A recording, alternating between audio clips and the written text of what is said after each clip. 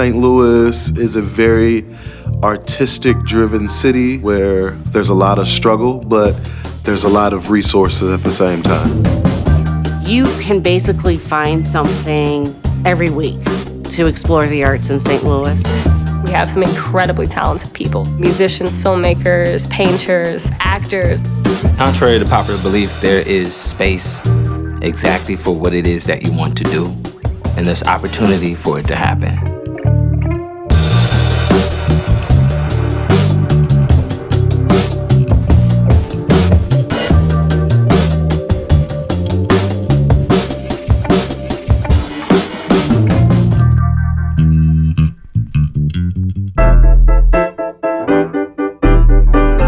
Creatives count here in St. Louis, really it's just a census of sorts of the creative community. They're checking research and data so that they know how to support the artists. What are the types of things that they're doing?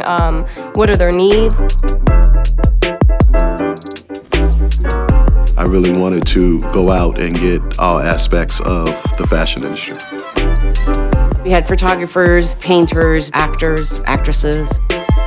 People who made indie films. Some of the people do more commercial work, more corporate work. They are looking very broadly, and they are being inclusive of communities that may not have been included before. You can't just necessarily condense a whole entire creative community just by, a handful of people. But we did our best and picked individuals that would just be able to represent some of the stories of us as creatives. We're trying to gather information regarding strengths and areas for improvement within the creative community. There was a financial component to it. Maybe that made some people uncomfortable, but it's important to know how much of your own resources are you putting into your practice.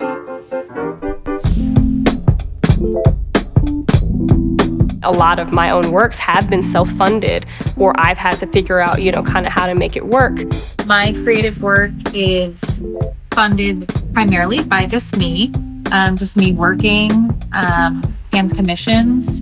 Definitely work for a company that has nothing to do with my interests in life. You know what I'm saying? 40 hours a week. And sometimes I just take chances, even though I shouldn't be. You know what I mean? But a lot of it is like, hey, it's your own money. Who else gonna believe in it? You know what I mean? So that's how I look at it. Being a creative, there's so many expenses, point blank, period. So it's like, congrats, we made a lot of money, but looks like we technically broke even. You know what I'm saying?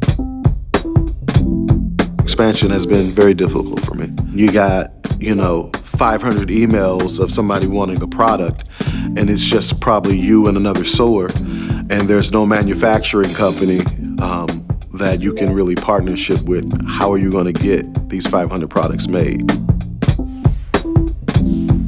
I do believe there's opportunities for creatives in St. Louis, but sometimes those opportunities are afforded to certain individuals or certain groups.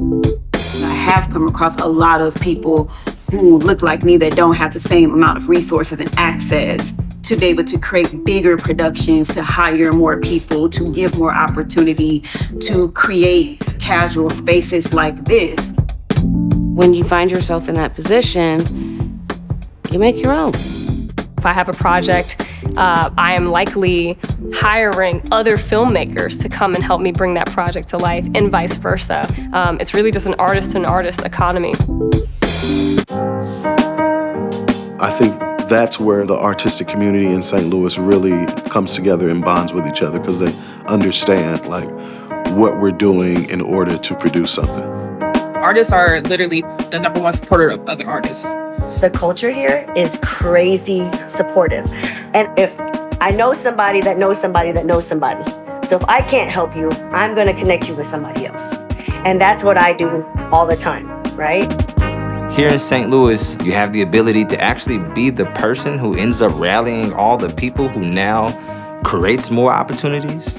And then you also have the ability to sharpen your craft and sharpen your tool.